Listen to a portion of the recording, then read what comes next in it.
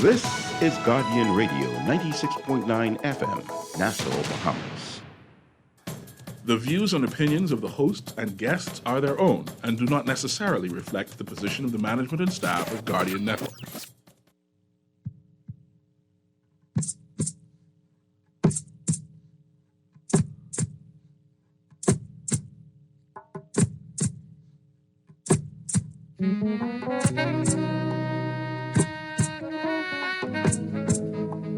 The Hits Pack is sponsored by the Cancer Treatment Centers of America, Burger King, Fidelity Bank Bahamas, J.S. Johnson, the Water and Sewage Corporation, the Cleveland Clinic, and the Pan American Health Organization.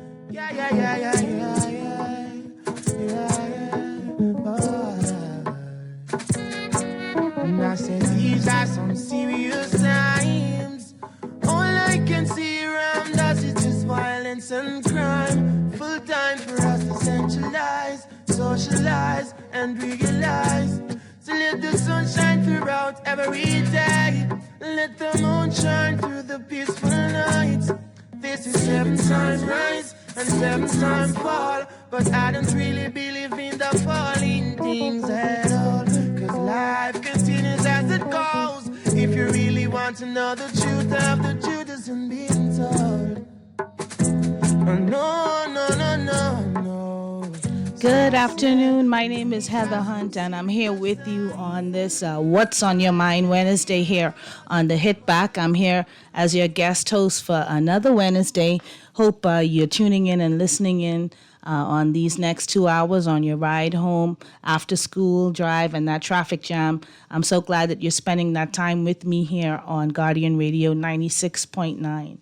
Now, just before we start up, you can give us a call anytime. We're talking about whatever it is that's on your mind, just like we did last week. But today, of course, there's a lot on my mind.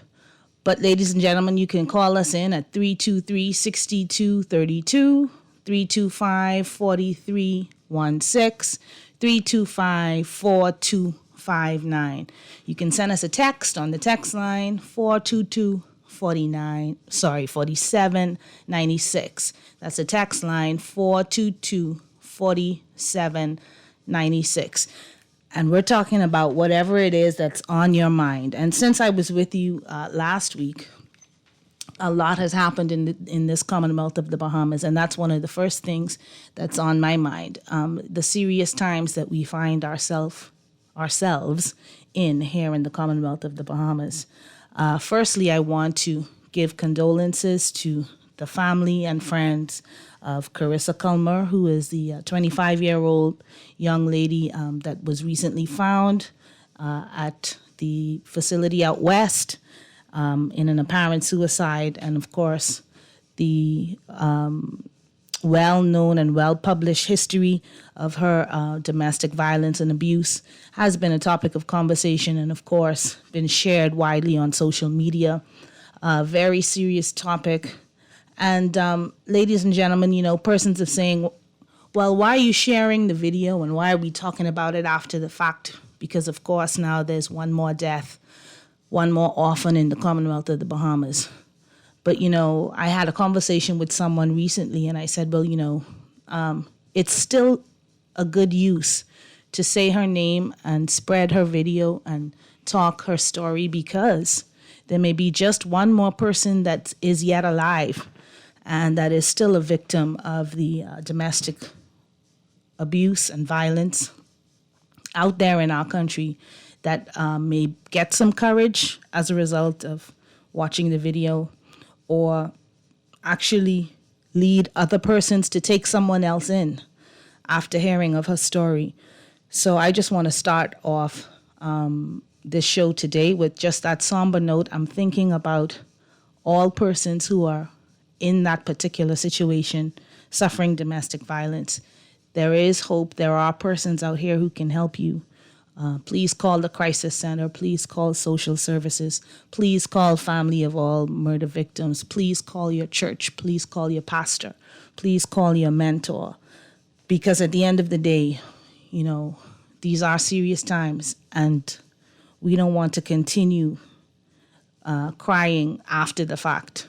We actually want to go out there and be our brothers and our sister's keeper. And also coming along from that vein, Bahamas, we've had a lot of shootings and a lot of killings in the Bahamas over the last 7 days since I've been here and sharing this space with you. And although murder is not something new, we've had murder with us from the days of Cain and Abel. So this is not a new topic. I'm not trying to say that it's something that happened yesterday or it's a result of the new day or the government needs to do this or the government needs to do that. But ladies and gentlemen, there are hurting Bahamians out there. There are 5 families now that are mourning today that were not mourning last week. So I want us to think about those persons, think about how we can assist those persons, especially children now who are left behind, without parents or without a father to assist them. So let's reflect on what we're doing as individuals. Let's adopt or find a way to donate to these causes. There are many, many, many programs out here in this Commonwealth of the Bahamas that assist the victims and assist the persons that are left behind as a result of crime and murder and domestic violence. So that's one of the things that I want to talk about today. But like I said, it is whatever is on your mind Wednesday. You can call us on the telephone lines 323-6232, 325-4316, or 325-4259. We do have a call. Okay. Okay, producer, we can go to the phone. Good afternoon. Thank you for calling the Hitback. Good afternoon, ma'am. How you doing today? I am almost as good as you, because I know you're doing good. I'm sorry to hear about the death of that lady, and I want to say thank you for taking my call. But I have one quick question. All right. I saw when South America and Haiti had their problems with gang and the rest of the stuff, the Northern America treated them so bad. Now there's war breaking out in Europe. Do you think if war spread in Europe, should the Caribbean and South America accept those Europeans with open arms? You're talking about the immigrants, the actual citizens? No, not the people from Ukraine now. You remember now, when war broke out in Africa and people were being massacred, a lot of those people, they didn't want the Africans to come there either. They said, stay in your own country. You understand me? Right. So now that the shoe might be on the other foot, would they expect people from the Caribbean and South America to accept them into their country, or they should just say, our thoughts and prayers are with you? Well, I think, caller, in a situation of world war, and now especially where the nations of the world are more united, you have NATO, you have the United Nations. Even in the Caribbean, we have the Organization of American States, where really nations, although they maintain their independence and sovereignty, we really are moving toward regional and, more of a united way of interacting with one another, right? So although historically in the past, during conflicts, countries may not have acted as humanitarian as they should, but I think in this dispensation, in this time, we'll find that many countries around the world will be doing what they need to do to embrace persons that are fleeing conflict, because I just think now we're more focused on humanitarianism, and we've grown up basically as humans. So I think that culture divide or the racism and things that plagued us in the past, although we can't pretend it doesn't exist anymore, I think we've grown up a bit in the world and know that we have to be our brother's keeper in a real way. So that's my comment, call. I thank you for your call. Yes, ma'am. Thank you, too, for taking Thank my you. call. Okay. Have a good evening. Bye-bye. All right. We do have another caller. Good afternoon, caller. Thank you for calling the Hitback. Hello. Hello. How you doing? Hi. Thanks for calling the Hitback. Hi. I have a question for Heather. I'm on the line. Go ahead. Oh, Heather. Hey, it's Matt Knowles. Matthew. How are Matt. you? How are Hey, you? good? Good. Great. Okay, here's a good one for you. Okay. So the U.S. government just put through a travel advisory, they do, from the embassy, I guess. Right. And this one I keep seeing it, and on these advisories that come from the U.S. government about travel. And the last sentences say in the country summary, watercraft, this is, they're warning their citizens, U.S. citizens.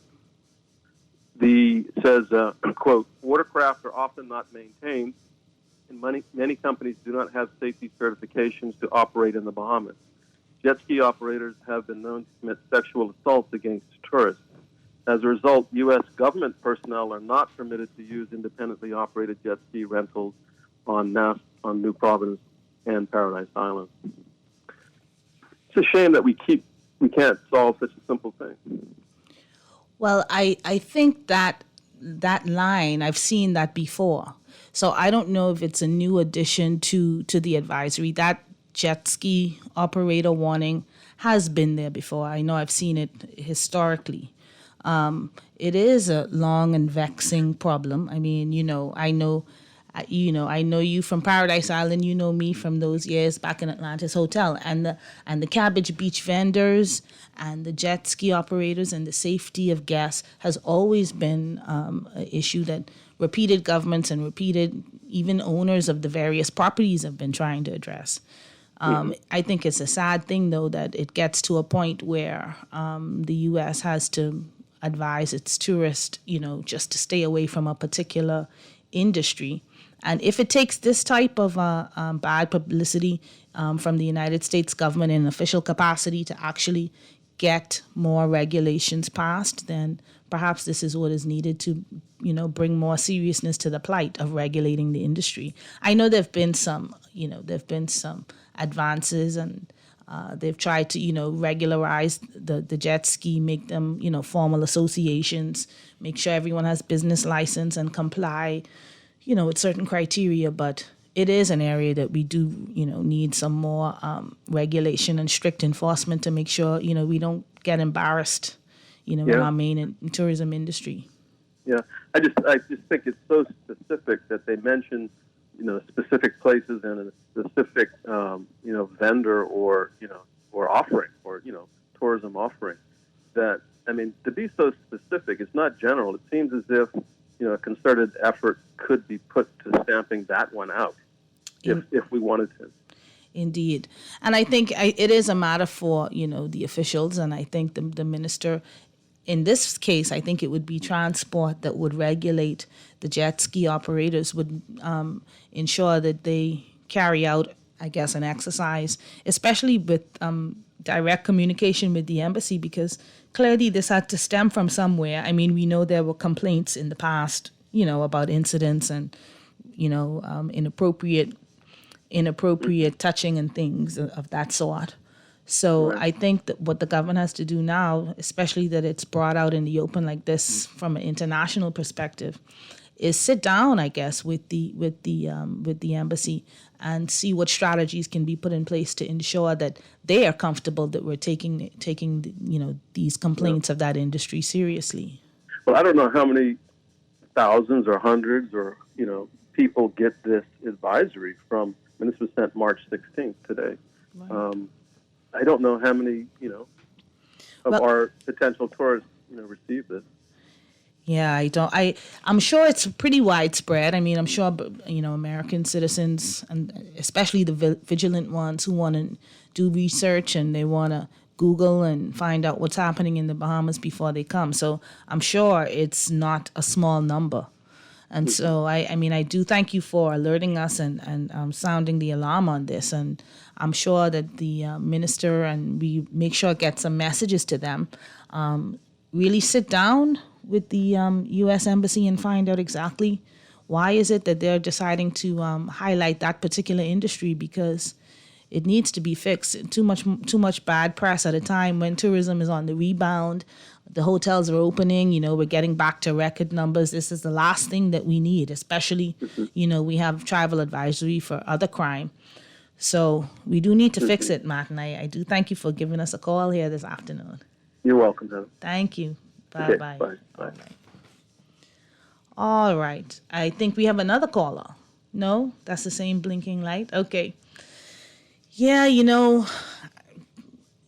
the jet ski operations and the vendors on Cabbage Beach and the way persons interact with tourists there on Paradise Island, I know full well that that's been an issue that's been going on for decades and decades.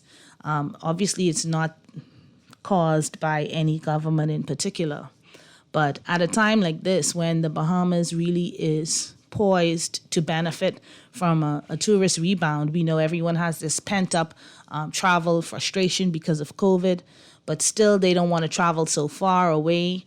And our proximity to the United States has always been an advantage for us. So it is important for the powers that be to make sure that we address that type of embarrassing coverage in the travel advisory.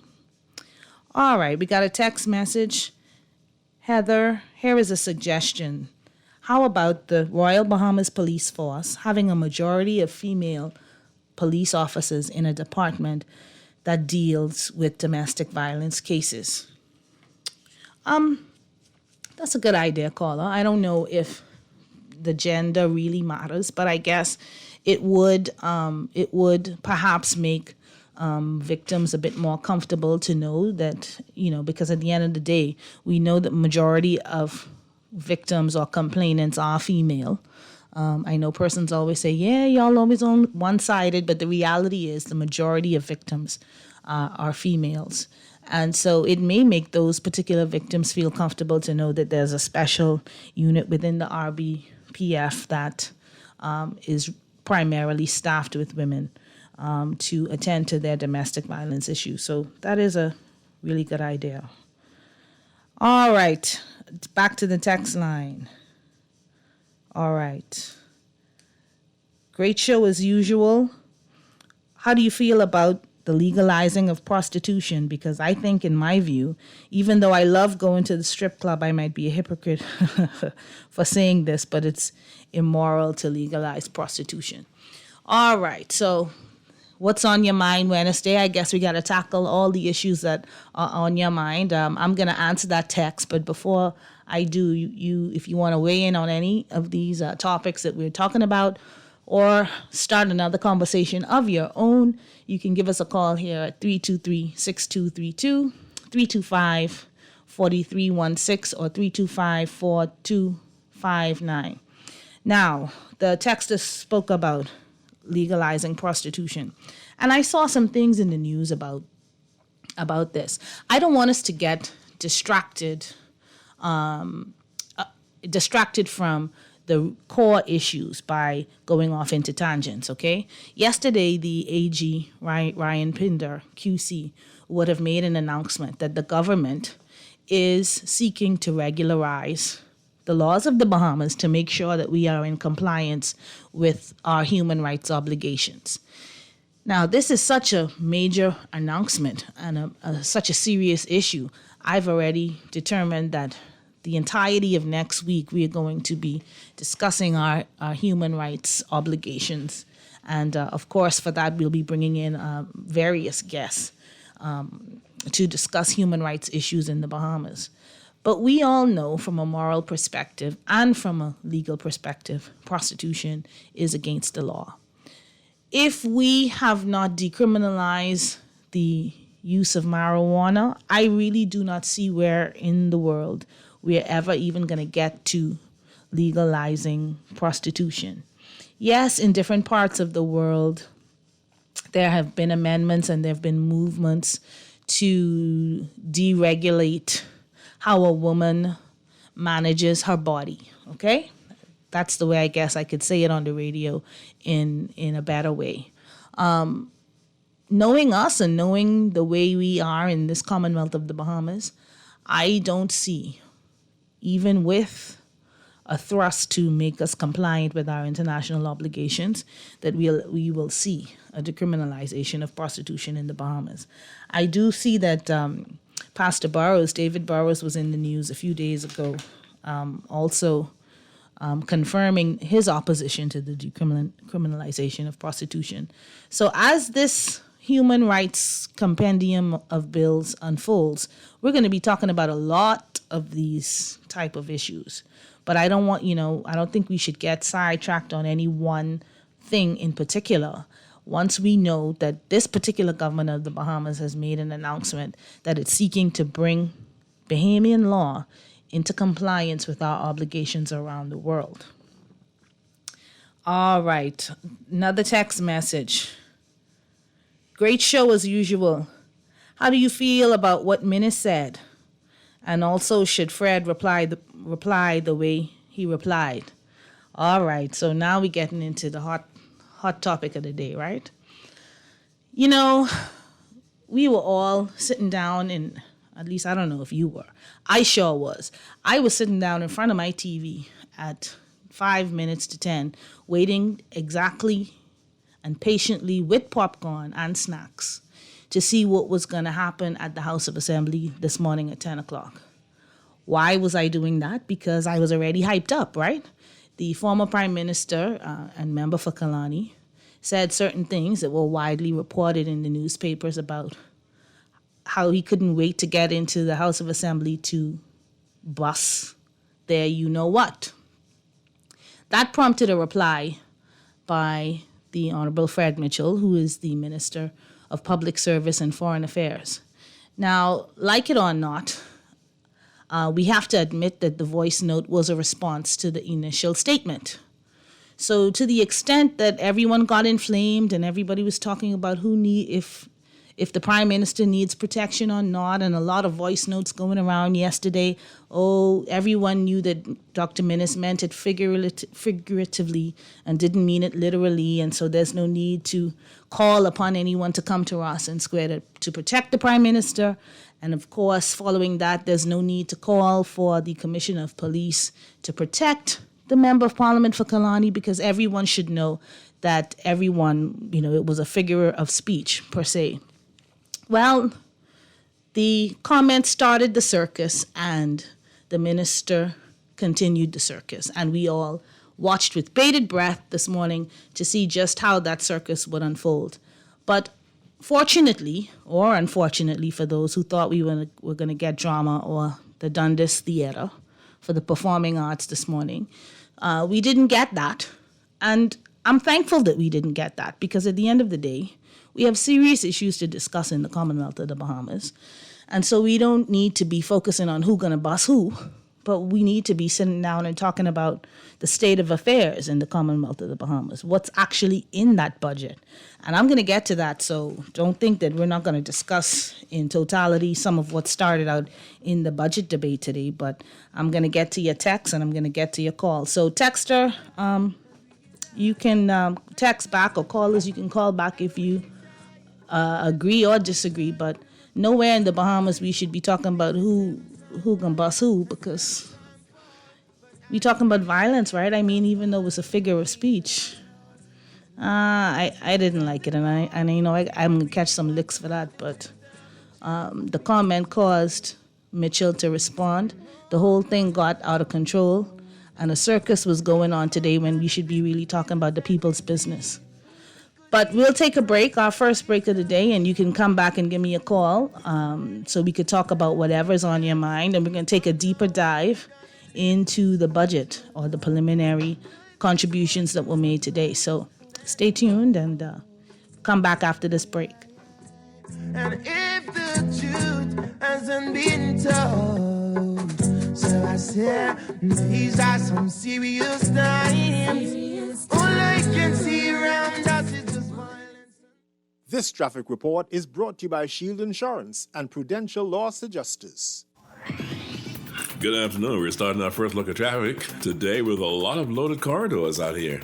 It's already slow on West Bay Street to head home over there. Before you reach the area of Iraqi, it's all the way into that roundabout there at Saunders Beach. It's a slow ride along West Bay Street already. Same thing is happening up on East Bay Street. Getting through Montague is a bit slow right now.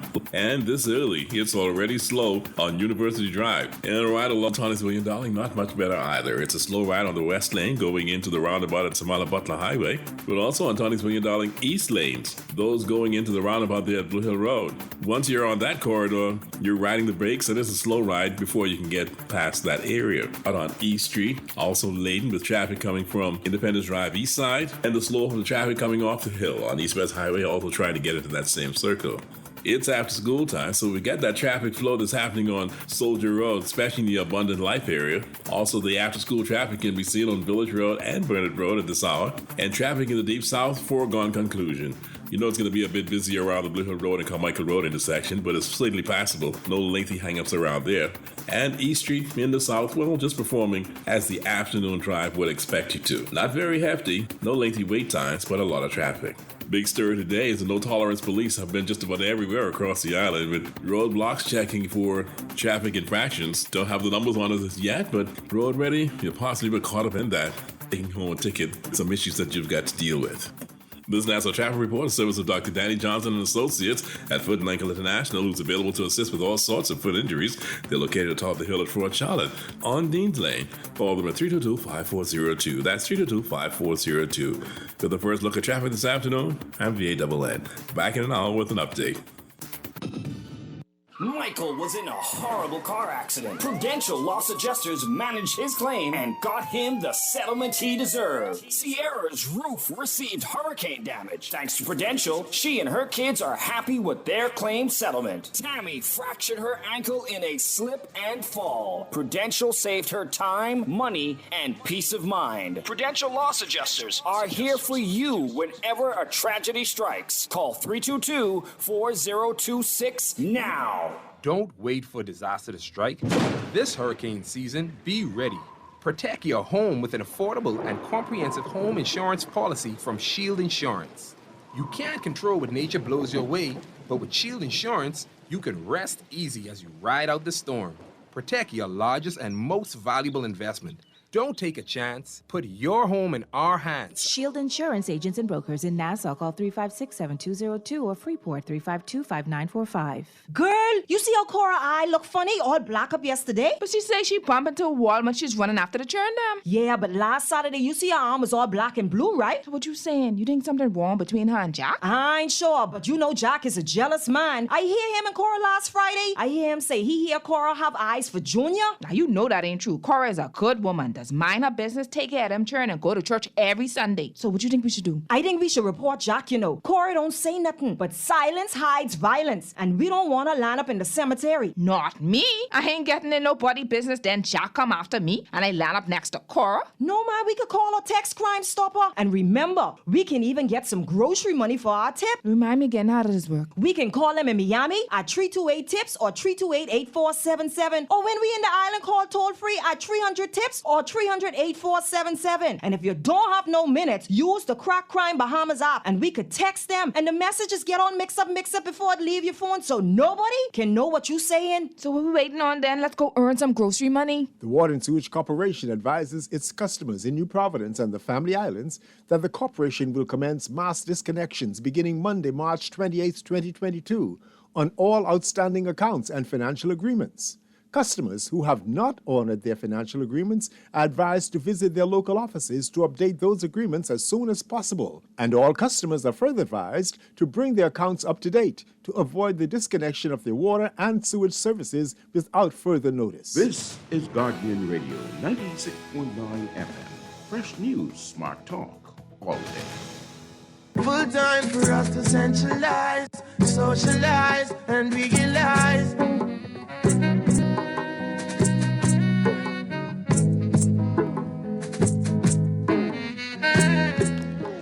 Afternoon, ladies and gentlemen. My name is Heather Hunt. I'm here with you again as your guest host on this Wednesday here on the Hit Back.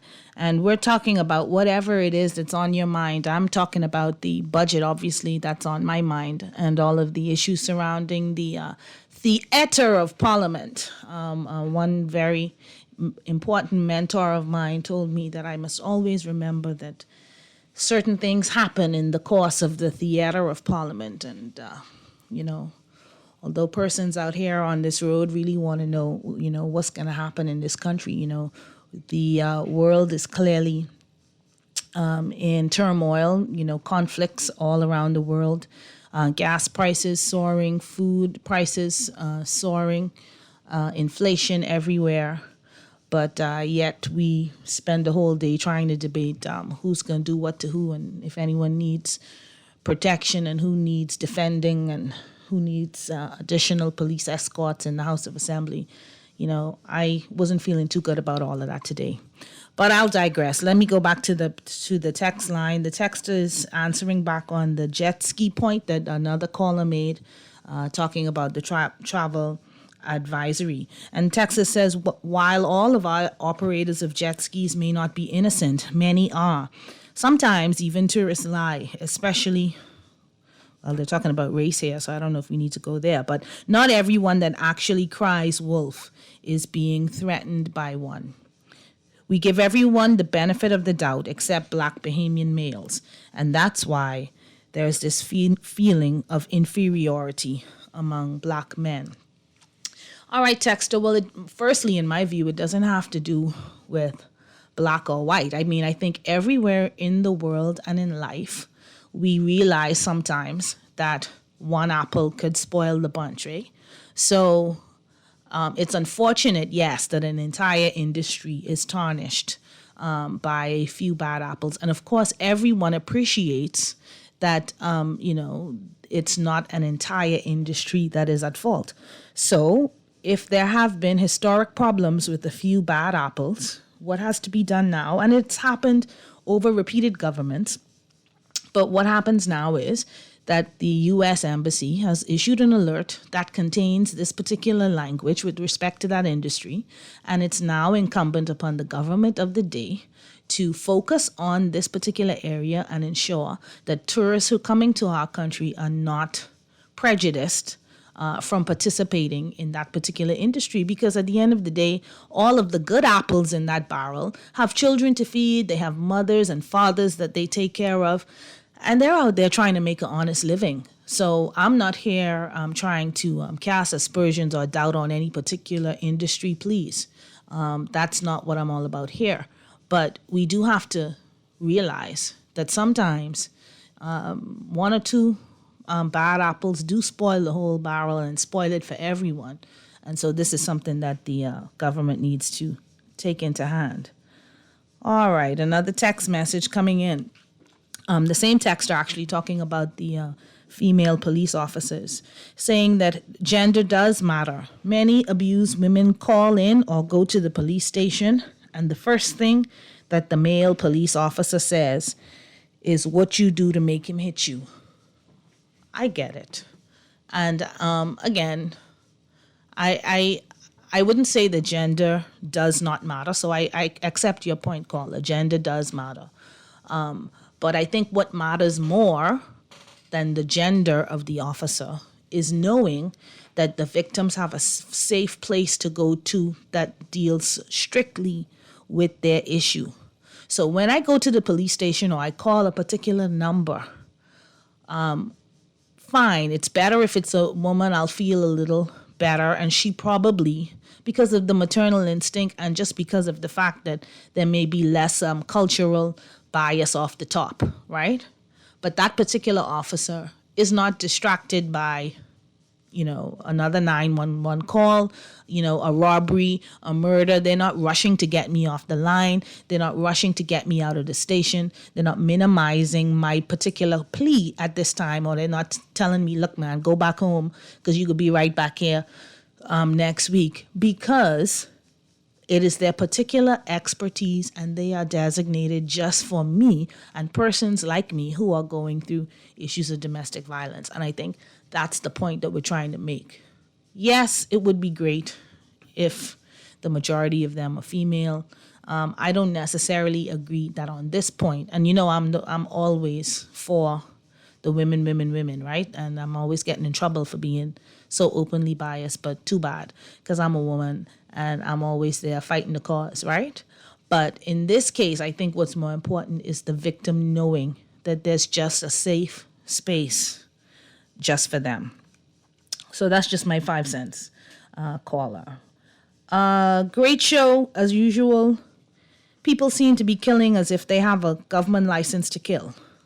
This antisocial behavior must stop, and I see why communist countries are the way they are. They curb crime. I see why communist countries are the way they are. To curb crime when we get a travel advisory from the USA because of the crime. We really can't say anything because the crime is high. Well, we can say something. We can say that it's not fair to, shine a spotlight on one particular industry. We can say.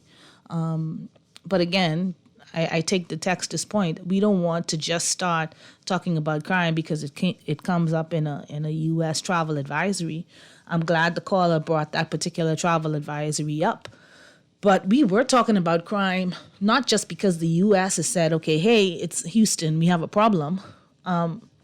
We need to be talking about it because it's affecting us in our everyday life. Every day we wake up, we're hearing about someone else that's being shot. The doctors who have to attend to these persons who are being shot, they're being taken away from their family. The police officers who have to come on the scene multiple times in the same neighborhood, 3 and 4 times in one weekend. Those are the reasons why, in my view, we need to be talking about crime. Yes, the fact that the United States has called us out on it, sure, that is a problem. But I agree with the texter. We shouldn't just be talking about crime just because there's a travel advisory, issued by the United States on it. We need to be talking about crime because it affects us. And we need to do what we need to do as a community to get our crime situation under control.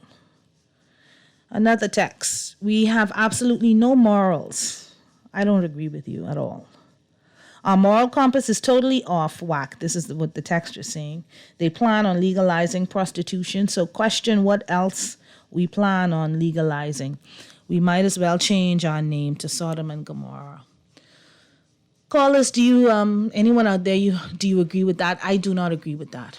The Bahamas has historically been known to be and is a Christian nation.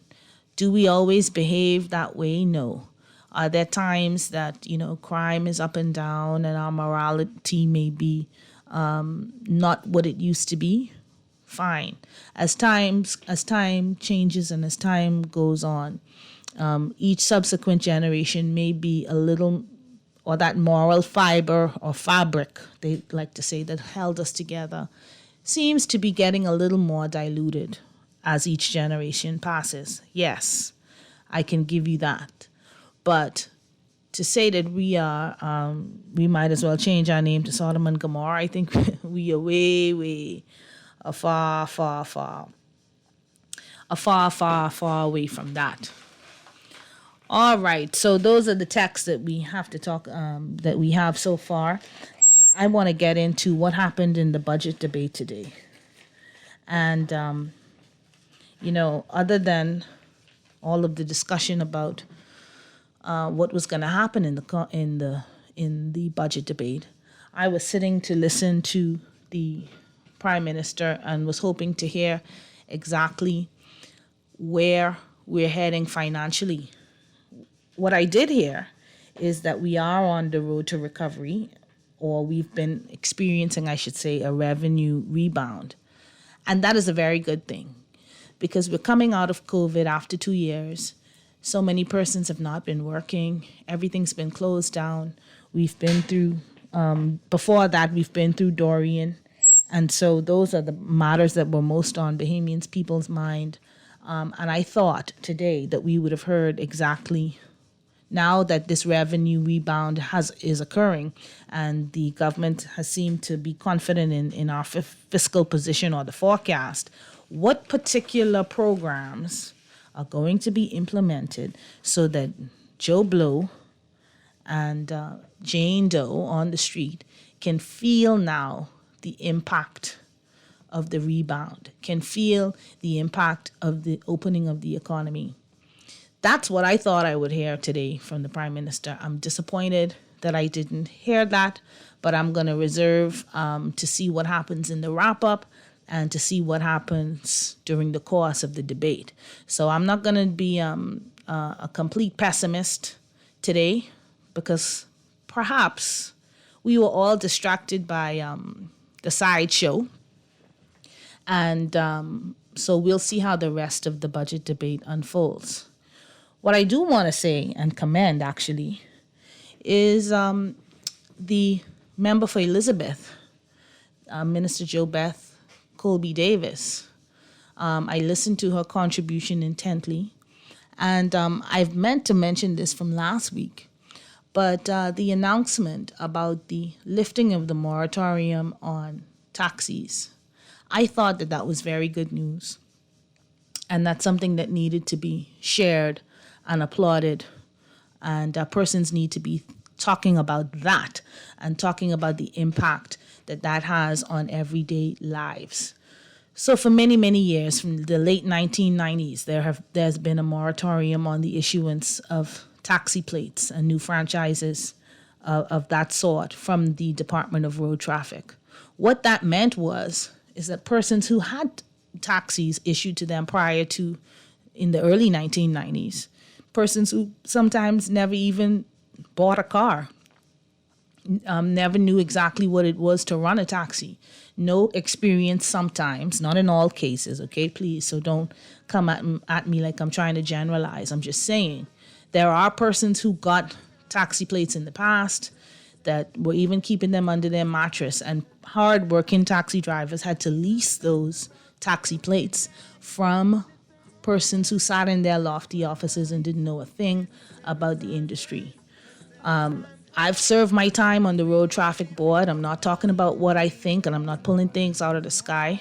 I am the daughter and niece and granddaughter of taxi drivers. I know exactly what I'm talking about when it comes to the transportation industry in the Commonwealth of the Bahamas. And I got to say that when I heard that from Minister Colby Davis today, I was very excited for the taxi drivers out there in the Commonwealth of the Bahamas who can finally stop being beholden to some of the persons who they had to go leasing, knowing full well, too, that leasing was supposed to be against the law, or at least against public policy. But that's the only way that they were able to make a living for their families. Lease a taxi plate, lease a car, and then take the leftovers to their family to maintain their families. That's another thing that's on my mind today. So it's not all negative coming out of the House of Assembly today. That's one particular thing I want to highlight and celebrate. If you want to talk to me about that or any other issue that's on your mind, after the break we'll be back and you can talk about whatever it is that's on your mind.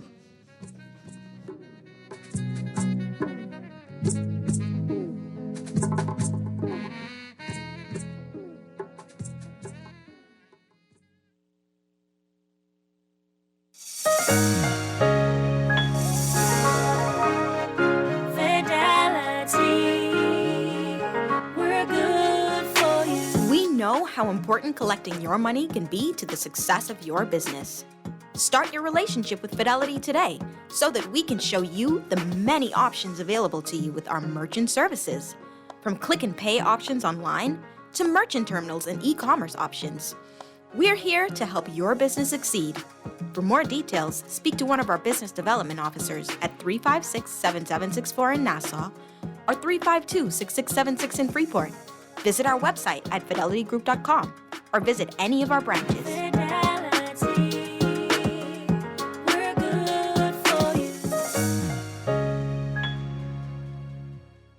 When I had got prostate cancer, my family didn't know if I was going to live. At Cancer Treatment Centers of America, within days, I got an appointment. They presented me with treatment options, and we set up a robotic prostatectomy. When my scans came back, there are no signs of cancer. They don't see you as a number, they see you as a part of the family. I'm going on with my life. It's a real gift. Call us at Cancer Treatment Centers of America. The Water and Sewage Corporation advises the public, its customers, and the residents of Melbourne Road, Yellow Elder Gardens that the corporation will commence improvement work on March 16, 2022, for a duration of 6 weeks. During this period, there may be interruptions in the water supply, road closure, and detour around the work areas. Motorists are asked to avoid the area between the hours of 9 a.m. and 2 p.m. The corporation apologizes for any inconvenience caused and appreciates your support as they work to improve their level of service. This is Guardian Radio 96.9 FM. Fresh news, smart talk, all day. The truth hasn't been told. So I said, these are some serious times. All I can see around us is just violence and crime. Full time for us to send. Good afternoon. My name is Heather Hunt. I'm here guest hosting the Hit Back on this Wednesday. What a wonderful Wednesday it is to be alive. Just happy and grateful to be here in the land of the living. You know, so many things are going on in this small country of ours, and you can't take it for granted any day that you're here above ground and you have another day to wake up, give God the praise, and get out there and just do something. You know, a lot of us do a lot of talking, but every day we wake up is another day to do something to fulfill your purpose and make this world just a little better than you met it. I do have a caller that wants to tell us what's on their mind. So good afternoon, caller. Thanks for calling. My son. How you doing? Not too good. No? No. Well, you could give me a comment. You made me almost want to cry. Okay. Sorry about that. Yes, you said you were very biased and you have no,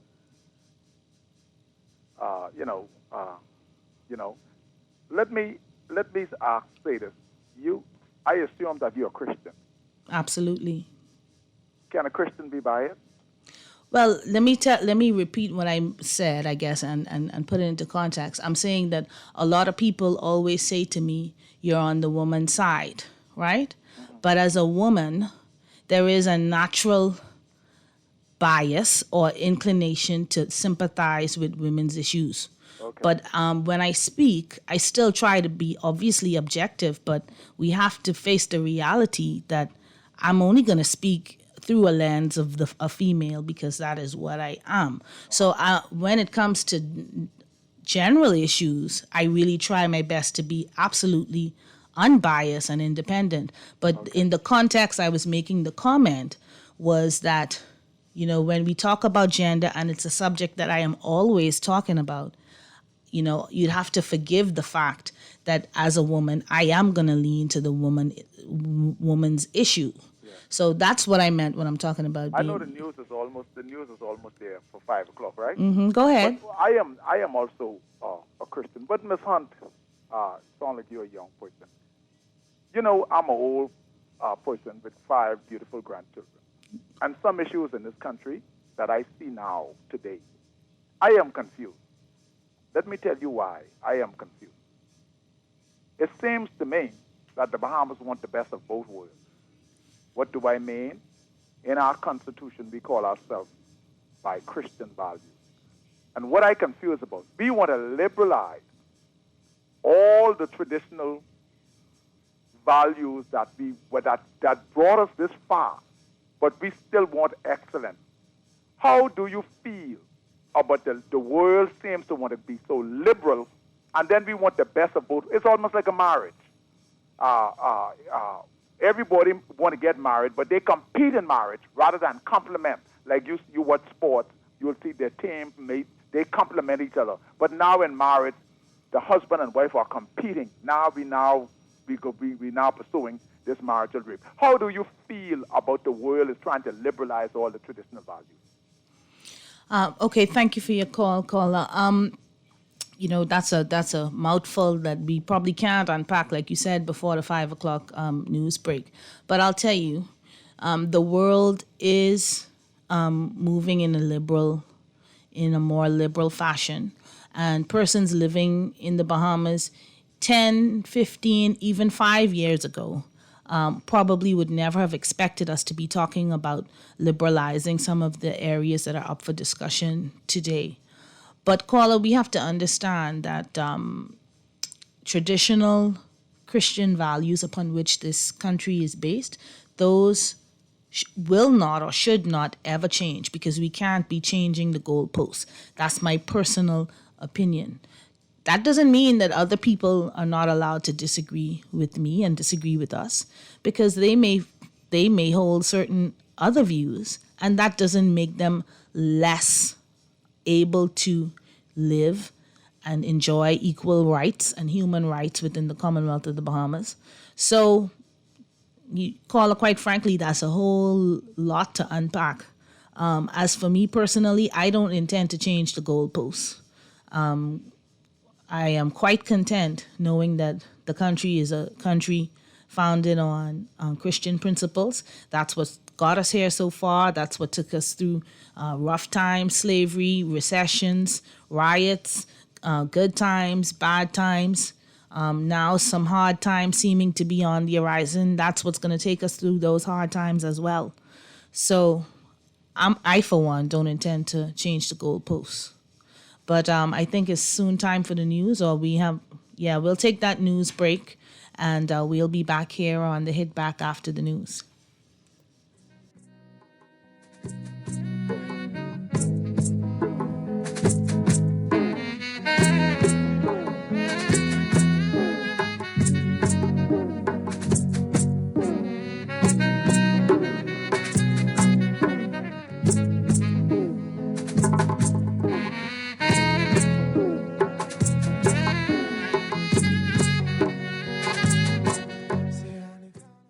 This is Guardian Radio 96.9 FM, Nassau, Bahamas.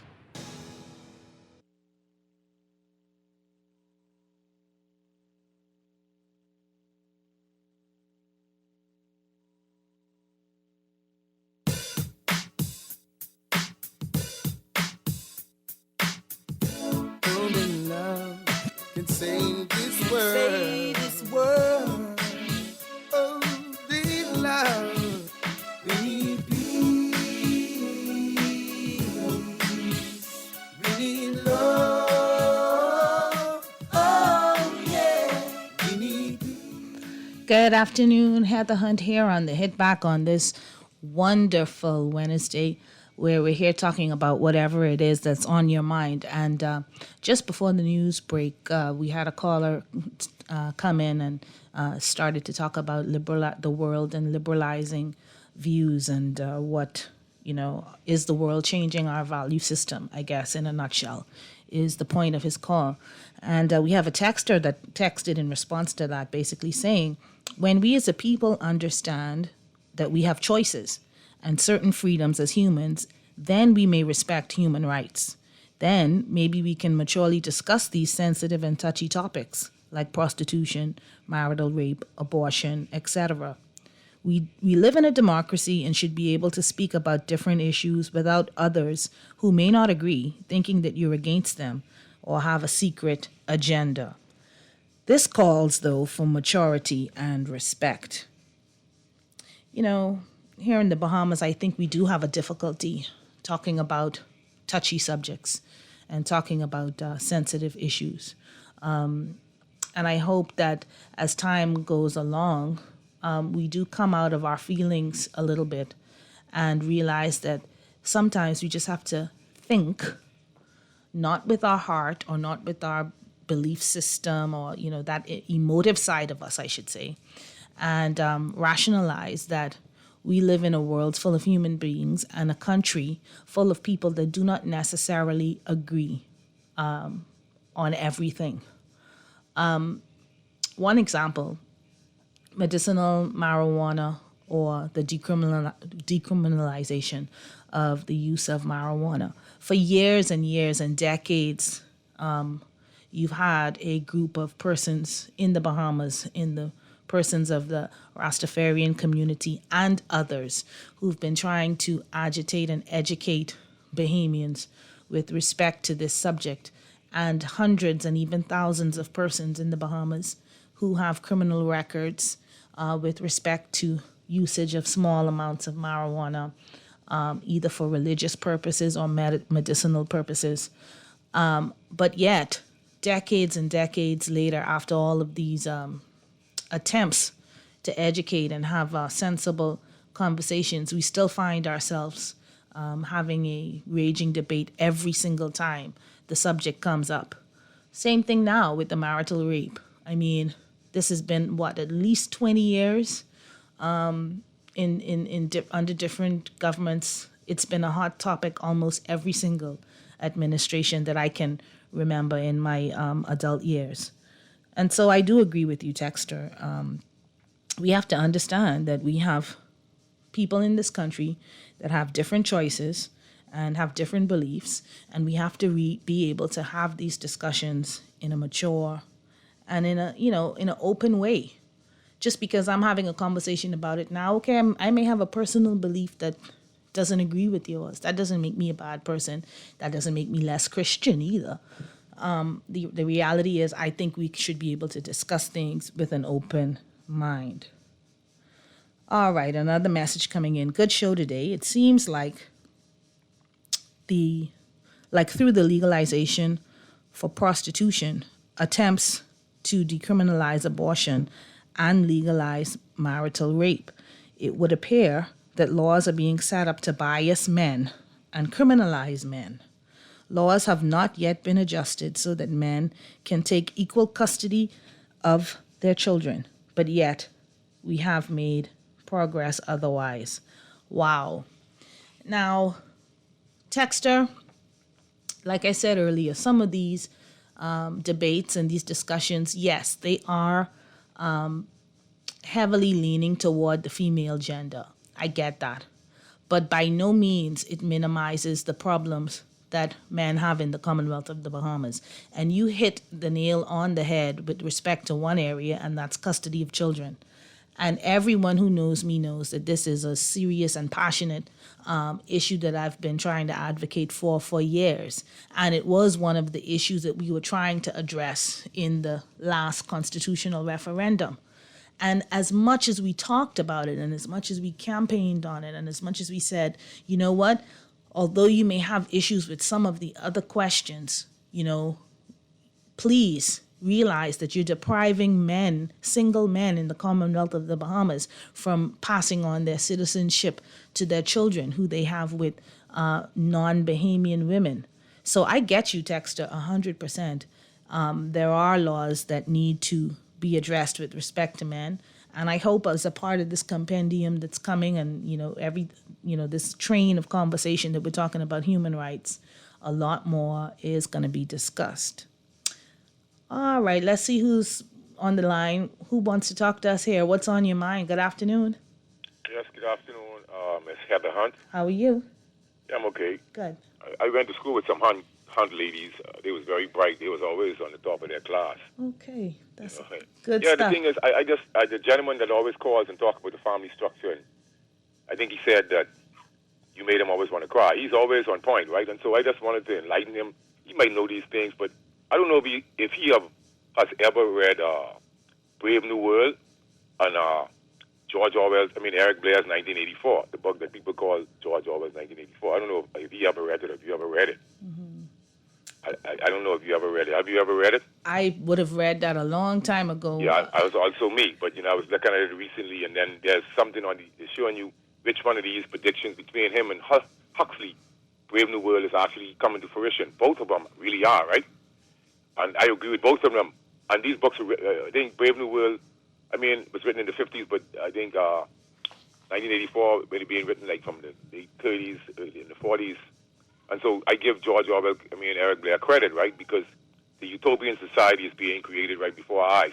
But I remember something in the book that when John, the character John, I think, he called Mustafa Moon, who was a bureaucrat at the time, and I think in charge of the thought police or whatever. When he disclosed or called him father in front of his colleagues, I remember that was a big embarrassment. And then we look at Brave New World, in which the children were placed. Well, they talk about how they would replicate children in a children factory, etc. And it spoke to taking away emotions and family structure. And then it spoke to the children were made to play it on a rug. On one side there was plants, and on the next side there were books. And so they pass electrical current to the rugs to get the children hate plants and books. And then they let the children play naked amongst themselves in order to create sexual promiscuity. All right? And so when we see these type of genders, have you saw the movie Children of Men? Saw the movie Children of Men? I don't recall seeing that movie. Well, the lady was pregnant, was on the run. So at that time, these are the type of ideas. The question is, who are pushing these ideas? Well, I see people, well, he was really referring to the legalization of prostitution, marital rape. Now, me personally, I have 2 daughters, but the thing, marital rape, it could happen, but it's a scary paradigm because I think the person should be able to show physical abuse, like if the person is battered and bruised, et cetera, et cetera. But I really think a man is low if he has to force his wife to have sex. I don't think that should ever happen. So I don't know why they're driving these global policies to emasculate the men or whatever it be. It's all a liberal type. Then you have to juxtapose with the Bible context. He said he will give the kings of the earth, if he will put it in them to give power to the beast. And he said all of them will be with one sound mind. And so with most people who are underread, even the intellectuals, who have led up the world where it is now today, because science and technology cannot save mankind. And that is what the idealists and the globalists think, that they can run the world and dictate to everybody else. And this is how we arrived at what we have now. And so I could prove you countless times in which intellectuals and professionals were incorrect in predictions. And so they were incorrect many times. But what I'm saying is you're not infallible. And so this type of knowledge is more like a curse of education, where you disenfranchise people who you're more educated than. So it's pointless being an intellectual or being smart if you don't have gonads. Because when I hear the word sovereignty and democracy, I get angry, because those words are meaningless if you're not standing up for these things. And so when I look throughout the third world side region and the geopolitics and thinking what's going on right now, right? My heart really turns biblical, because I know where it's going. So I don't want the gentlemen them to get confounded or perplexed as to what they see going on. It's all in the Bible. It is what it is. And I was born in the 60s, so I have a different psychological outlook. And to see, intellectualism destroy society, right? We listen to the health professionals. Why? They know me as someone who's called and talk about the science. Hey, I ready to have a dialogue with any one of them with a fact checker, with no book and no phone, and then they'll know exactly what 52 is. You know why?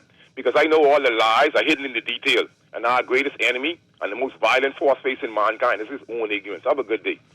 Thank you so much for your call, caller. I do want to take one line away from you, and that's, what use is it to be such an intellectual without having the gonads to actually stand up for something? I'm with you 100% on that, and I do thank you for your input to the conversation this afternoon. We have another caller. Good afternoon, caller. Thanks for calling us here on the Hit Back. You're welcome. Good afternoon to you. How you doing? I'm good. How are you? Good, thanks.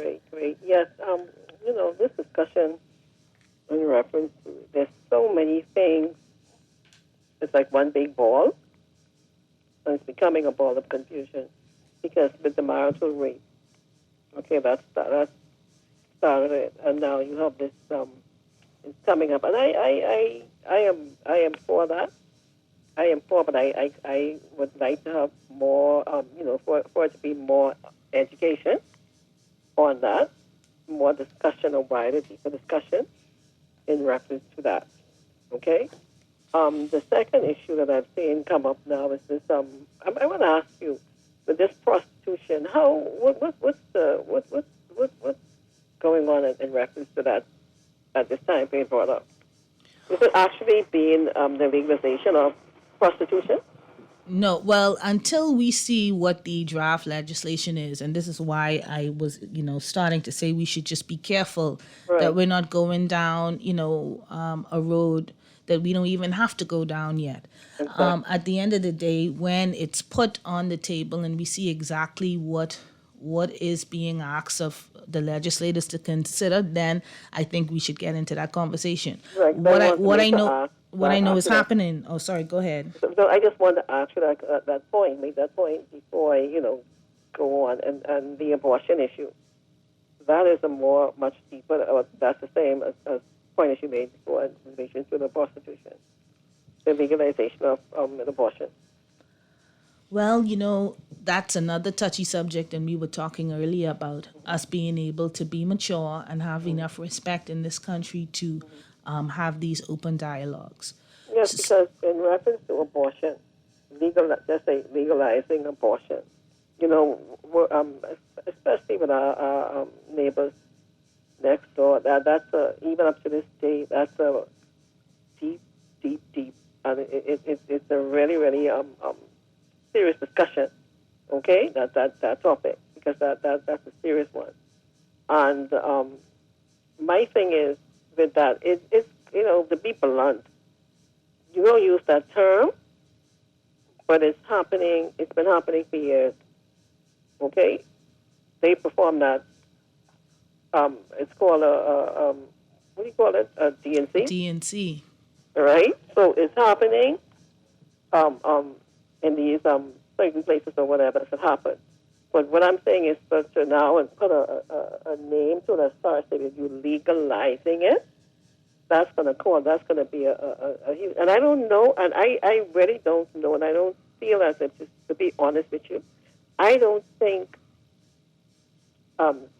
issues such as this, these particular topics, these are very, very serious in nature, and I think something like for these things to really get to, they table these things or whatever they do, however they're going to come up with it, and I think this is going to call for across the divide. All sectors of society are going to have to sit down and have their input on this, but this is going to have to go to an actual referendum.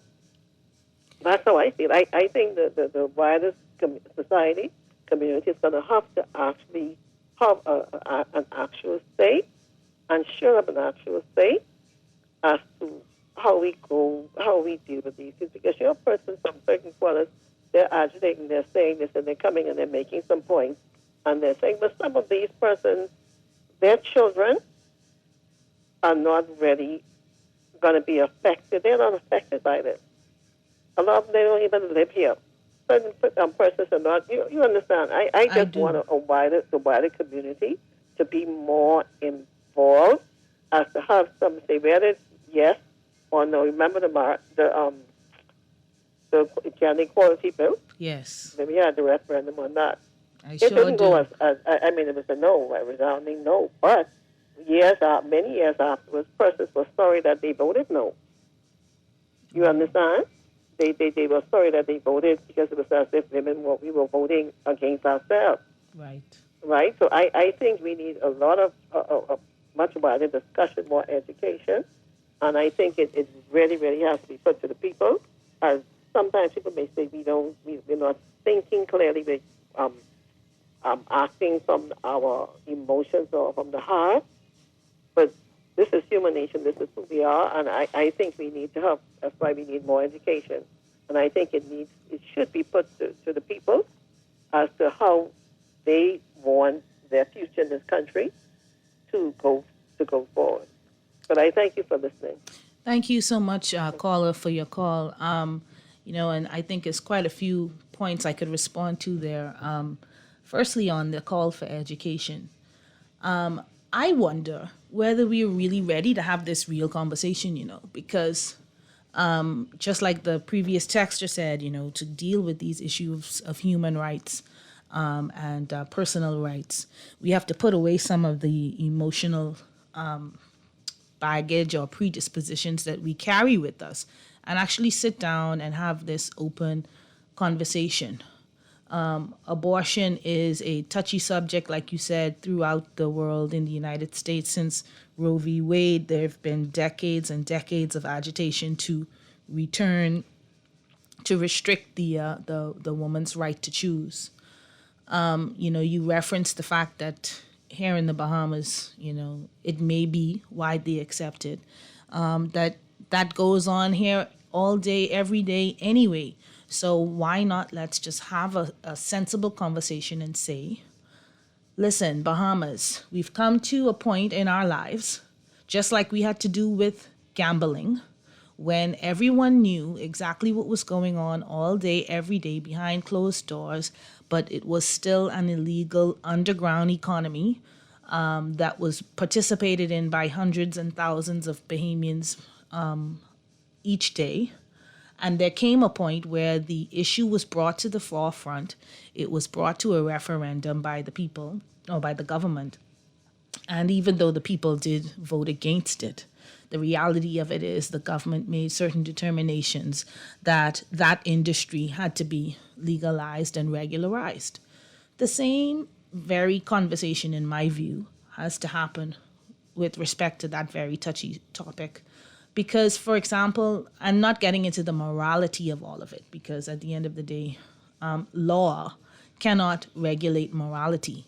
So there is a law on the books that makes abortion illegal, but persons who have determined that that is something they're going to do anyway, the law does not regulate their morality. So we can put that on the side right there. But at the end of the day, though, there are persons who need certain protections, such as underage victims of rape and incest, which is another pandemic or problem. I wouldn't call it a pandemic, but another issue and a grave problem in our Commonwealth of the Bahamas, incest and abuse of children. So what happens now when your underage child is found pregnant, either by a person older than her who, she's in sports or in school or in church, and some older person who's supposed to be her mentor or coach or even family member, father, uncle, laying up in the house and getting this young girl pregnant, and you're going to say, well, abortion is illegal in the Commonwealth of the Bahamas.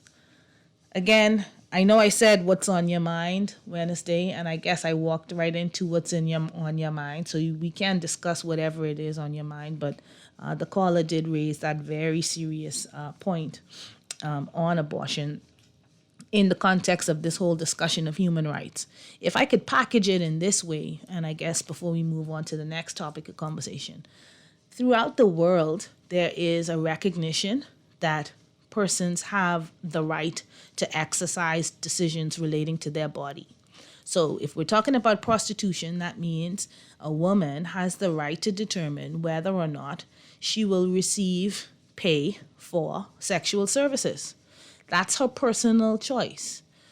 Quite frankly, we don't call it prostitution, but there are many people who levy a tax for sexual services anyway. So, if we sit down and be real about what's going on in this Commonwealth of the Bahamas, you only sleeping with somebody so you could tax them anyway. So let's sit down and have this real conversation about whether or not a woman who has full control over her body and full control of all of the rights and everything connected to her body, whether she should make those particular choices. And again, like the caller said, it calls for education, it calls for an open discussion, it calls for respecting different views, and perhaps it will call for another referendum. Now, for me, that's a taboo word because we have a really bad track record on referenda in the Commonwealth of the Bahamas.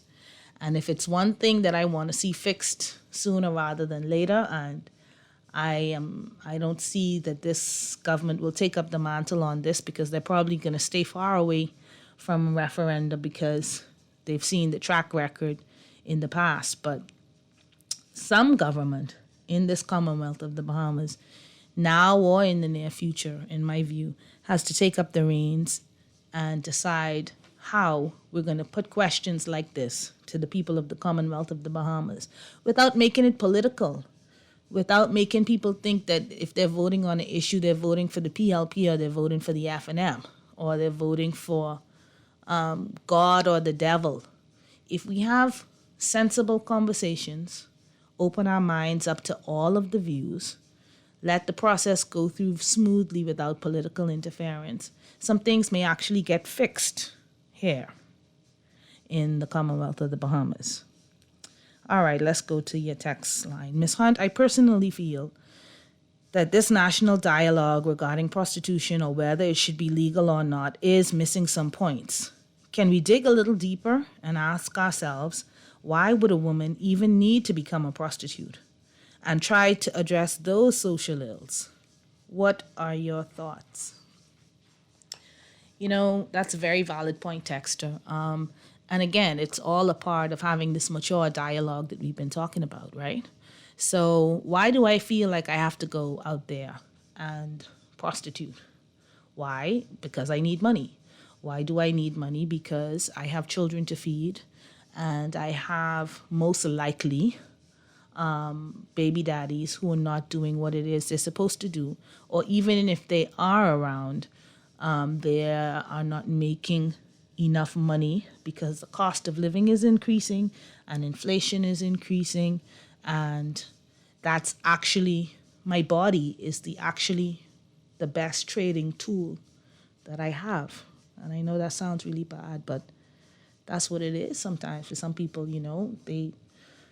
That's what they got, and so that's what they can trade.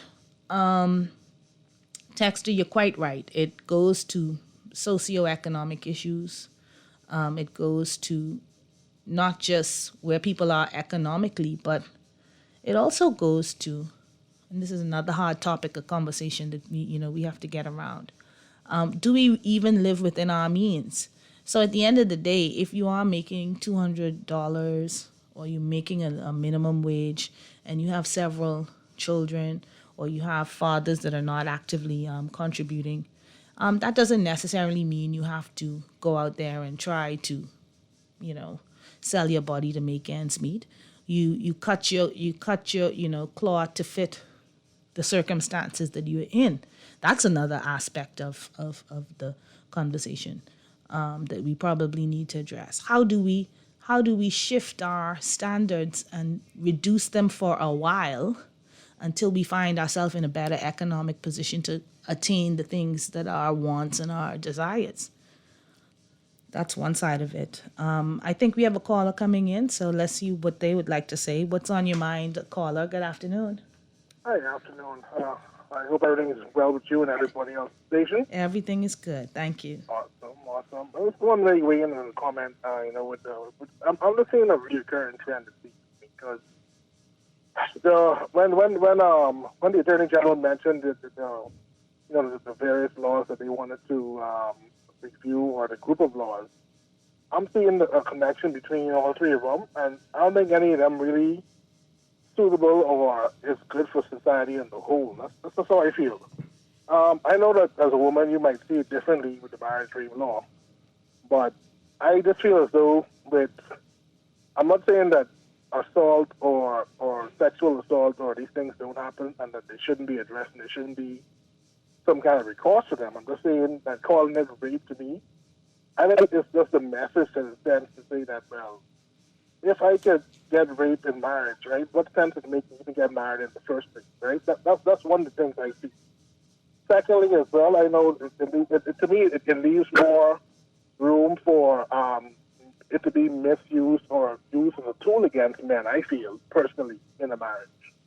That's the two things I feel I can see coming out from that.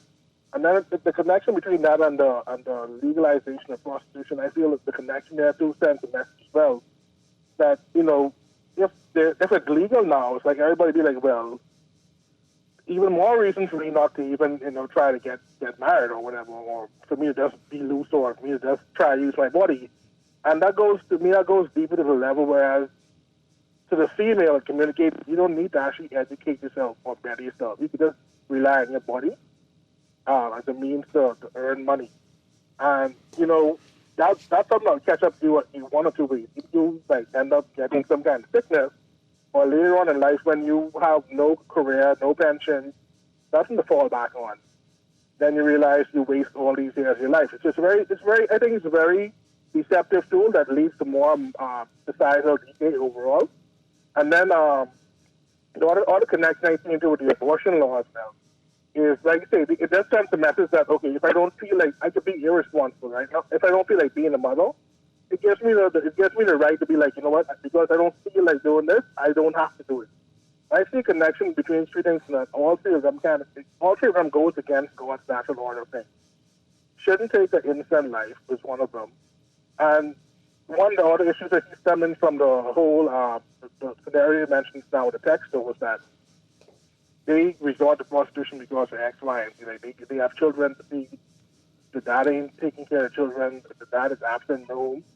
And we realize that if we go with God's order, we wait, or we decide to get married before we have children at least, right? To be more realistic, because, you know, the whole sex before marriage thing now, it seems to go, that's out the window.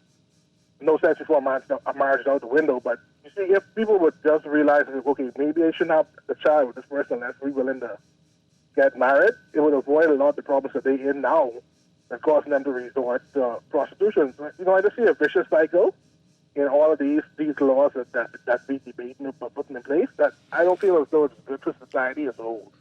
That's all I just wanted to get off my chest today. But, you know, Carla, if I could ask you a question. If you think any of these laws are passed, do you think that will open the floodgates for more to occur? Or we'll still, in my view, we'll still be left with the same level of all of those issues that we have? I don't think new laws is going to cause the floodgates to open. It only regulates and addresses what we already dealing with in the country. Yeah, but see, that's the deception in it. That's the whole funny deception when I think about it, right? You're thinking about this because you grew up in an era where you knew how it was before, and you're going through the transition period most likely. But for the new generation one coming up, that's where the key is. See, they're targeting the people who, like me and you, who know what was right from wrong. We had some kind of moral background or some values. They're targeting the new people coming along because they know that the people who know better, that they most likely it won't make a difference to them. But case in point, right? This whole homosexuality thing and lesbianism and gayness and so forth, right? I guarantee if you ask somebody who's of a certain age category, like let's say 40, close to 40 and up, most likely you'll get the majority of those persons saying this is wrong. We don't believe in that. But ask somebody who in school now, somebody who come in who 13, 14, 15, ask them if they see anything wrong with it. And you know what they tell you? They see it on TV. They know somebody most likely. They have friends. They don't see anything wrong with it. So the trick isn't trying to address what's happening now. The trick is they looking a next generation down the road, and that's what they're trying to wipe out. What the previous generations, the values that they had, they're trying to cut that off and reshape the minds of the younger ones coming up. That's where my concern is the future. See where I'm coming from with that? I gotta agree. Yeah, I gotta agree with you with that. Because young, and I mean, I see it even home in my house. Things that my 16 and 13-year-old, I guess, treat as normal. I don't think I ever even knew or thought about when I was that age, just because it's sensitized. I mean, even down to Disney movies and all now have all these characters on it, and I'm like, is this on primetime TV? Family TV. They actually have characters and all of this going on now. So I get your point, Carla, and I thank you so much for taking the time to give us a call this afternoon. Appreciate it. All right, so let's go to the text line here. Good afternoon. People keep seeming to gloss over the fact that not only women are sex workers. It's called the oldest profession for a reason. There are people who can make exorbitant amounts of money doing this. The real question is a moral one, not a legal one. Another text. Ms. Hunt, prostitution is just a job for some folks, and it is a lifestyle for others. It's not just women, but also men and young boys who are in the game. Next text. Maybe we need to ask, what are our motives for having babies? Why do we feel the need to have a baby with every man you fall for? Oh, Texas, that's a serious one right there. We have another caller. Let's go to the phone lines. Hi, caller. What's on your mind on this Wednesday? Yes, good day. How you doing? I'm good. How you doing? I'm doing fine. Good. Ms. Hunt, I think the laws, right? Most of the laws that we pass in the country, it only brings the light. It brings us from the dark to the light, what's going on in our country every day. For instance, like the gambling, right? When they passed the gambling laws, I mean, all it did was that it brought out people who used to gamble in the dark. It just brought out in the light. So they're now free to do what they used to do in the dark. So a lot of laws that we pass in the country, it only brings out what's happening in this country in the dark. That's all. I mean, when you talk about prostitution, right? I mean, would you say that everybody who is not married prostituted themselves? Who have sex? No, I wouldn't say so. Who shacking up with people? No, I wouldn't say so. Huh? No, I wouldn't say so. Are they broken God's law? They broke God's law? Well, if you argue in morality, they may be against some moral, the Are they moral broken code. God's law? Because, I mean, it's about the whole prostitution and all this is about either sin, breaking God's law, or going along with the devil's law. Well, so, only people who are married are going with according to the word of God, right? that is what the Christians believe. Yes, moral Exactly, law in the is. country, and that's what the debate is all about. You sleeping around out of wedlock, out of marriage, so that means you're basically sinning against law, God. I mean, that's basically what it is, right? That is the argument, and the question is though, and those who sleeping around probably sleeping for money.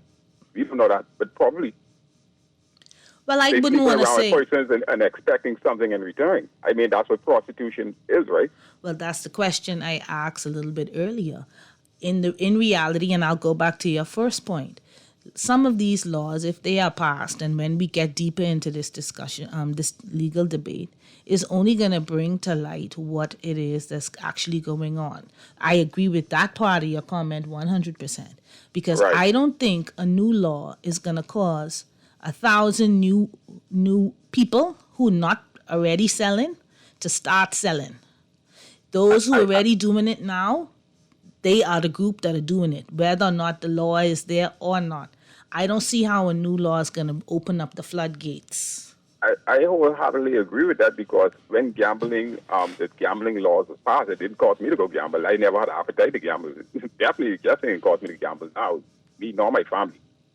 So, I mean, like you said, it just brings to light what's happening in the country. And I mean, when we talk about Christianity, anybody who having sex or the marriage, basically going against the word of God. So whether it's prostitution or you shacking up with somebody or you have 5 different children for 5 different men, I mean, is that prostitution? Well, I mean, how we put this, how we categorize this, how we put this in order? Like, what's the difference? And again, now we don't want to just say as if it's only the women, but we're talking about No, I'm sex saying work. women, because you get men right now, they prostituting themselves also for money. Right. So that's I mean, what that's it prevalent is. in the country. Exchanging your body for money. But the whole debate about human rights, right, is Right. what are we able in the country now to have a mature conversation without getting upset and being hypocrites or even lambasting people who believe that each individual person has the jurisdiction over their person, over their body from head to toe. That's basically the question. And I think we have that law now because people are freely sleeping around as they please. Yes, but if I And want ain't to no law- if I ain't no want law to tax against- somebody for that though, Huh? but if I want to tax somebody for it, for the They privilege, probably taxing them now. You don't know that. well, that's the point I made earlier. But They it is taxing- they illegal. taxing people for that. It is illegal to sell your body in the Commonwealth of the Bahamas. That is illegal. Just like it's illegal to go into a medical facility if you find yourself pregnant and you don't want to be, whether it's slackness or whether it's a rape or whatever it is, it's still illegal for you to go into a medical facility and seek help Right. to terminate the pregnancy. The point I'm making is all of those issues come from your rights to govern your own body. And so the debate is now, are we getting to the point in the world and by extension the Commonwealth of the Bahamas that we're going to start to have this conversation about what are my rights as an individual to govern every aspect of my body, every single Right. one. And I have And the moral argument is on one hand, but the legal argument is on the other hand. And although we are a Christian nation and the church and very, very many of us ascribe to Christian principles, I'm saying we can't let that Christianity cause us not to have that real and true conversation with the people of the Commonwealth of the Bahamas in a respectful way. I think God gave man free will, right? And they'll have to answer to him. So I think persons could do whatever they want to do with their bodies, but they'll have to answer to God at the end of the day. Exactly. Because they have free will.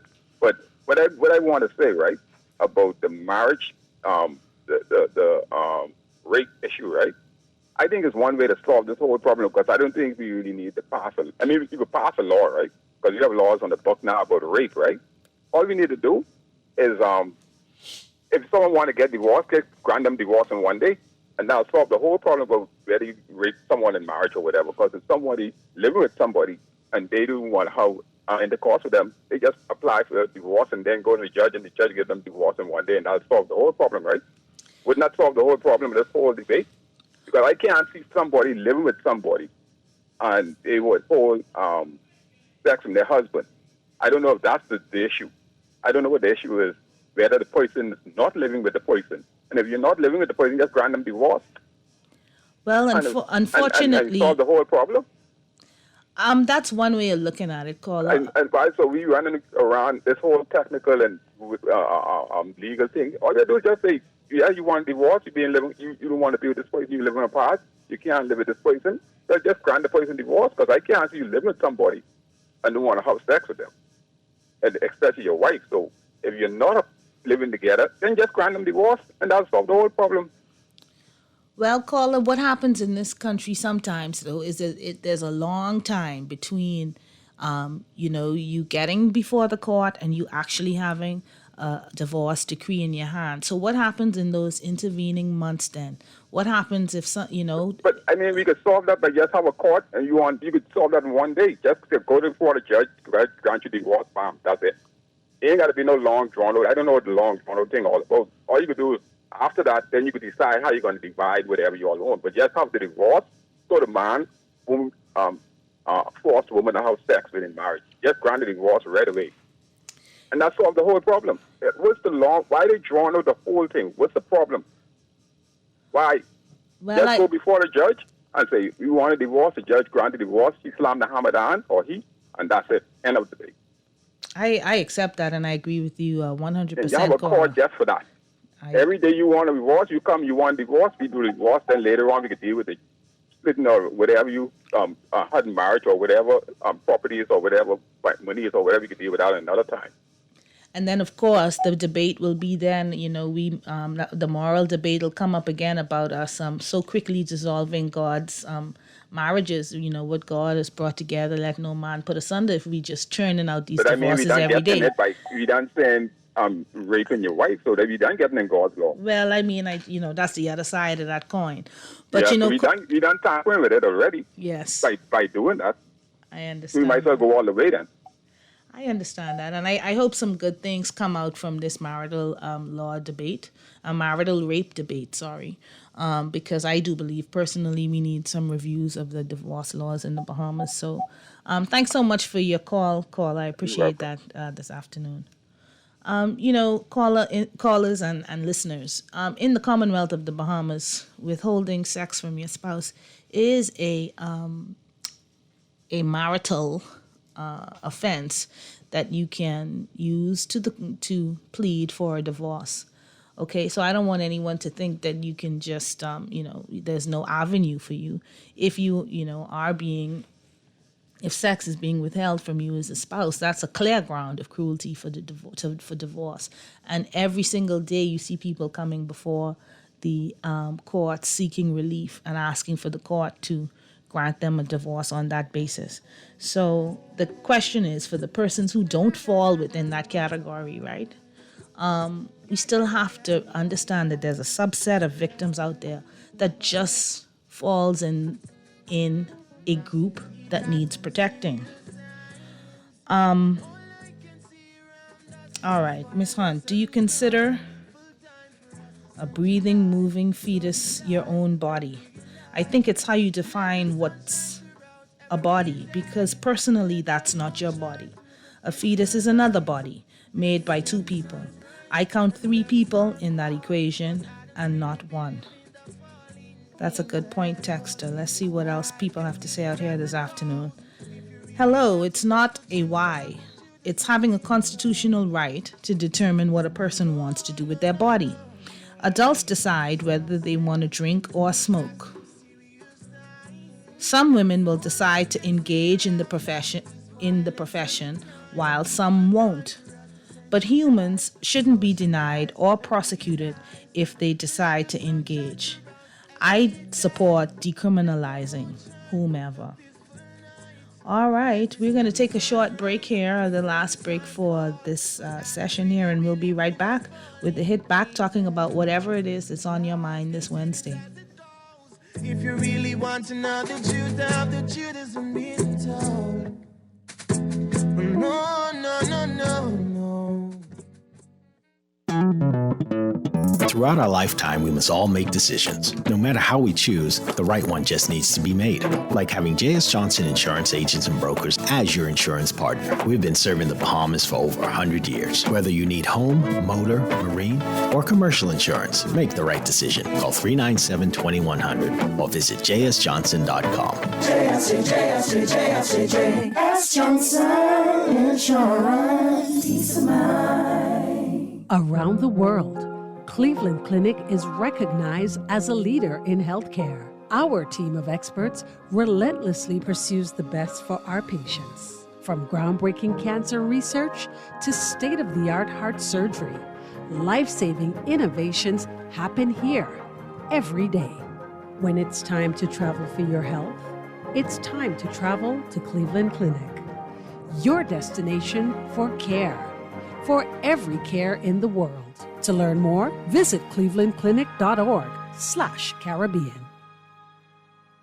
Burger King Nassau is taking spice to new heights with the new Baja Whopper and Baja Crispy Chicken Sandwiches. Enjoy your choice of a flame-grilled Whopper or crispy chicken fillet topped with chipotle sauce, guacamole, jalapenos, cheese, lettuce, tomato, all on a fresh potato bun. The new Baja Sandwiches at Burger King Nassau pack plenty of flavor, and with an ice-cold Pepsi and fries or onion rings, it's the perfect way to fill your day. The Baja Whopper and Baja Crispy Chicken Sandwich are only available at Burger King Nassau, where taste is king. When I had got prostate cancer, my family didn't know if I was going to live.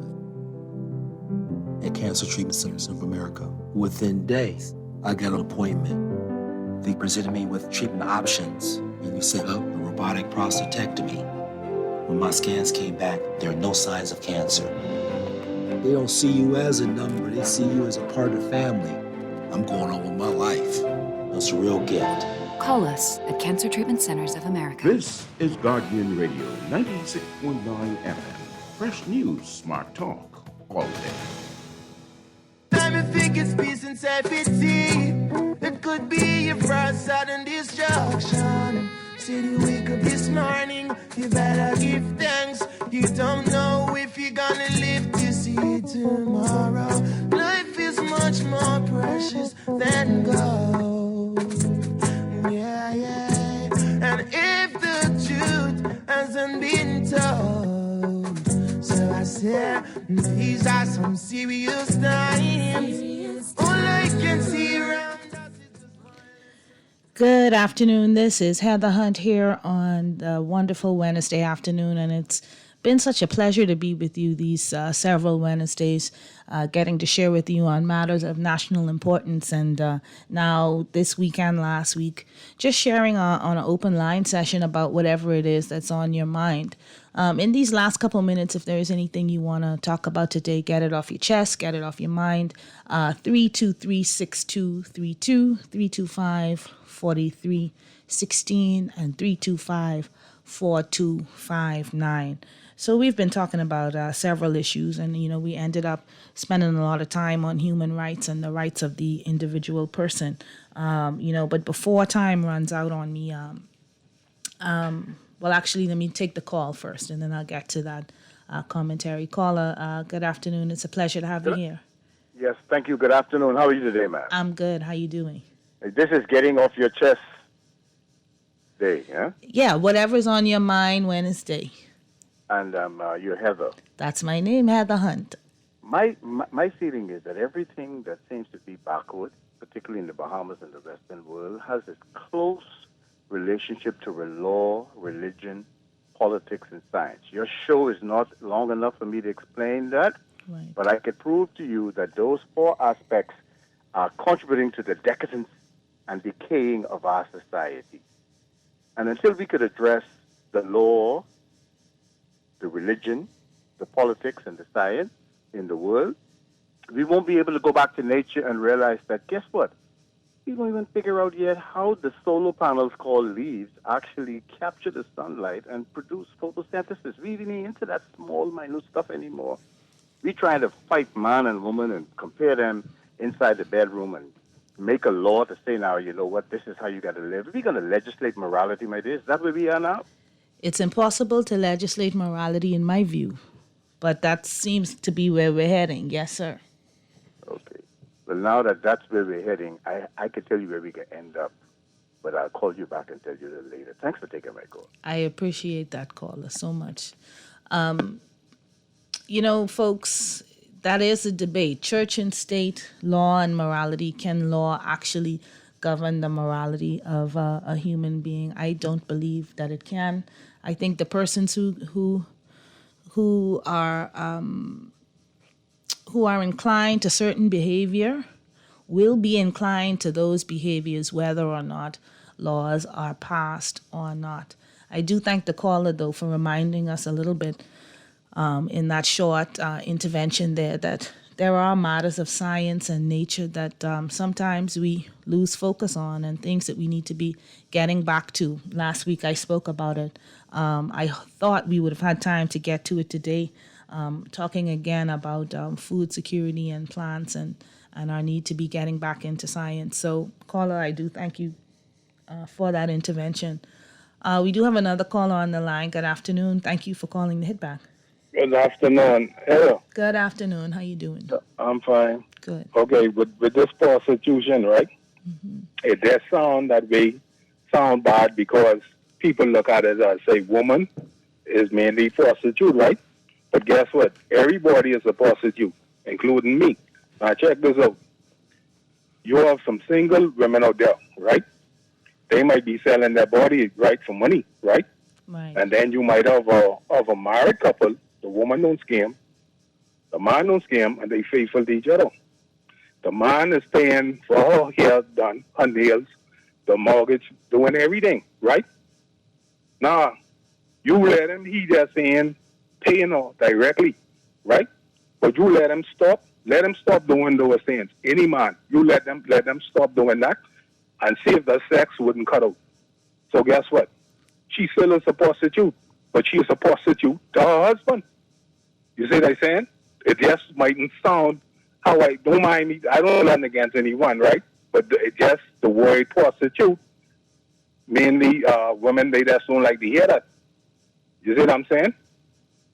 Because then their husband still, he doing all of these things, but she still is a prostitute because she's a prostitute to him. She just saying dealing with no other man. And you know what I mean? She just ain't sleeping around. But you let the man stop doing what he's supposed to do or whatever. You let him stop. I tell you, 9 over 10, I think one woman will still be faithful to the man to make him happy in the bedroom. 1 over 10. Now that's a serious low number now. One out of 10? Yeah, you let him. I talking about these days now. These days. I ain't talking about like when my old lady and her time on my grandmother time. Because let me break it down for you. I been to some funerals, right? When my old man died, right? You know how long it take my old lady to give away my old man stuff?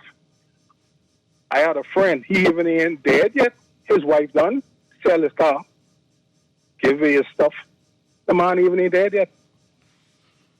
So there ain't no true love out there. I mean, I might as well, be straightforward. That's how I see it. Well, caller, we can't give up on true love out there because then the world would really be a different place and we'll be going nowhere fast. But I take your point. And I did reference it earlier, although I didn't come straight like how you coming, right? So I came at it a little sideways, right? Yeah, but I said a little earlier that a lot of people taxing, and getting things in exchange Right. their body. That's a fact. And Right. and the texter did call back and say not only women. So I don't want anyone to say only talking no, about I women. agree. Not only women. I agree. I agree. But we trading our You know. bodies for goods, and that's something though that's been happening from years and years. Like people Yeah, say, and it's still going on. It's still going on. It's going on in a marriage too. Because the man, you there saying giving them the money directly, and some men who have the money or whatever, right? I sure they giving their wife, what you call it, allowance, whatever, you know what I mean, like couple dollars, you know, or he paying for her hair, her nails, or stuff like that. yeah, but that's the benefits of being a wife now. See, we could get in that's a serious, Yeah, you know. I understand that, right? But what I'm saying, right, is any man out there, you let them stop doing that. And see, okay, check this out. A woman, I know at least most women that I talk to, they don't need sex. They could go on without that for years. You understand? But then a man is different. You see where I coming from? So let him stop doing those things, and then you'll see what happens. Well, caller, I thank you for that. You were the last call of the day. It's been a pleasure to be here with you on the Hit Back for another Wednesday to talk about the things that are on your mind. If the Lord spares our lives, I'll be here next Wednesday, and I'm really gonna dive into the human rights bills and the discussions, and have several guests here so that we can have a real in-depth and educated conversation about human rights issues and the proposal of the government of the Bahamas to make sure that we are in compliance with our international obligations. So, ladies and gentlemen, thank you for tuning in with me. Tune into the budget debate. Make sure you stay informed as to what's going on in this country, because, of course, it's only one Bahamas, and I'll see you next week. Take it easy.